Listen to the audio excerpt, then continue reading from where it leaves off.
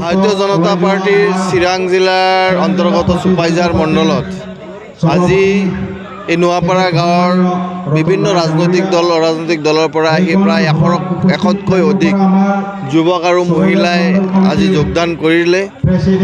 মই ভাবোঁ যে আমাৰ চুপাইজাৰ সমষ্টিত বিশেষকৈ আমি যোৱা ইলেকশ্যনত যদিও আমাৰ কেণ্ডিডেট নাছিলে, এইবাৰ যিহেতু আমাৰ কেণ্ডিডেট থাকিব প্ৰভাত বসুমতাৰী ডাঙৰীয়া বা যিয়ে কেণ্ডিডেট হওক, আমি যথেষ্ট বড়ো মানুহৰ যি আমি আশ্বাস পাইছোঁ বা বড়ো মানুহ আমাৰ দলত যি যোগদান কৰি আছে তাৰ কাৰণে আমি বেছি উৎসাহিত।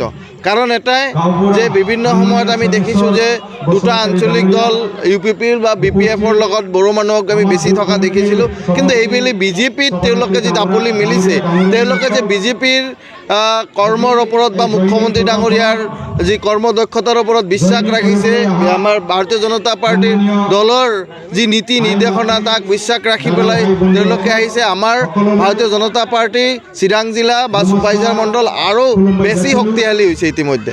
তো আশা কৰোঁ যে এনেকৈ যদি আমাৰ যোগদান কাৰ্যসূচী চলি থাকে তেতিয়াহ'লে আমি খুব সহজেই এই চুপাইজাৰৰ যি নিৰ্বাচন, এই নিৰ্বাচন আমি অতিক্ৰম কৰি আমি এজন MCLA বনাব পাৰিম।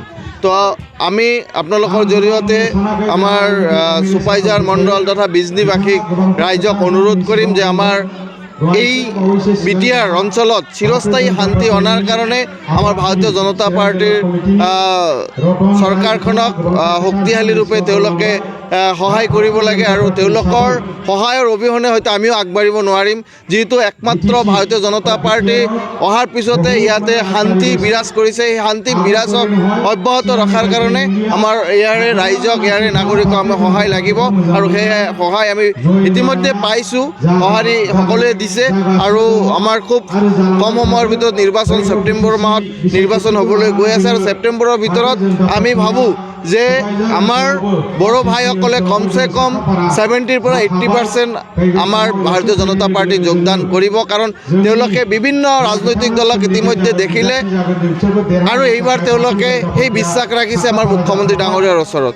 সেই বিশ্বাসৰ ওপৰতো আমাৰো আস্থা আছে। আমি সেইকাৰণে মুখ্যমন্ত্ৰী ডাঙৰীয়া আৰু আমাৰ সভাপতি দিলীপ শইকীয়া ডাঙৰীয়াৰ নিৰ্দেশ মতে আমি কাম কৰি গৈ আছোঁ। ধন্যবাদ।